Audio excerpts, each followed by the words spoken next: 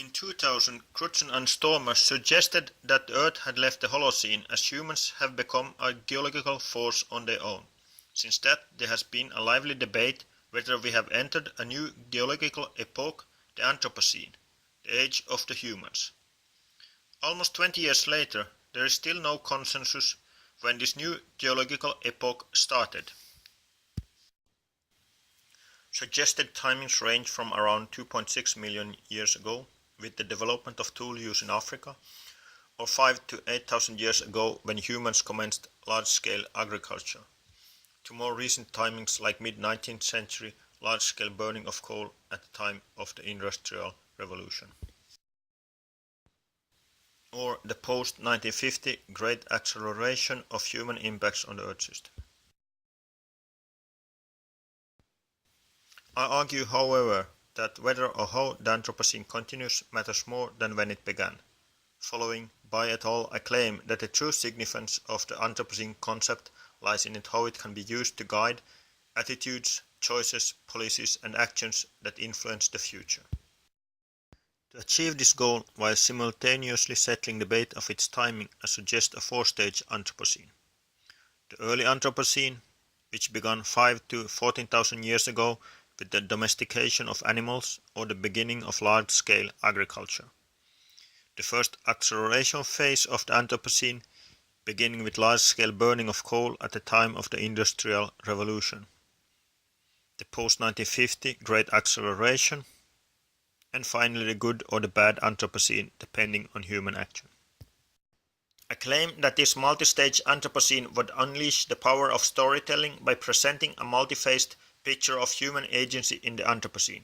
The reframing of the good and the bad Anthropocene would put humans back in their rightful place on Earth, as one of many species, although with large power for the good or the bad, and the responsibilities this brings along towards fellow humans and the non-human world.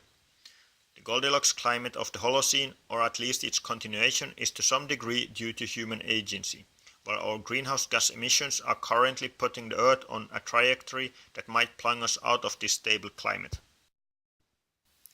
The Anthropocene would not become good by simply declaring it good, but by a fundamental change in our behavior and attitudes.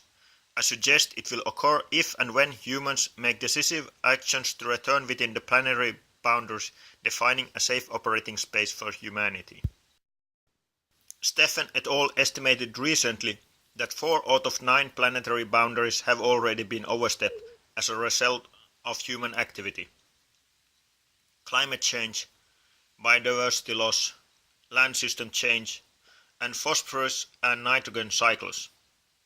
I argue that we will be in the good Anthropocene when we have returned within these boundaries, or at the earliest, when we are on a trajectory taking us back. In other words, when humans are not only a geological force on its own, but are also in control of the consequences of their actions.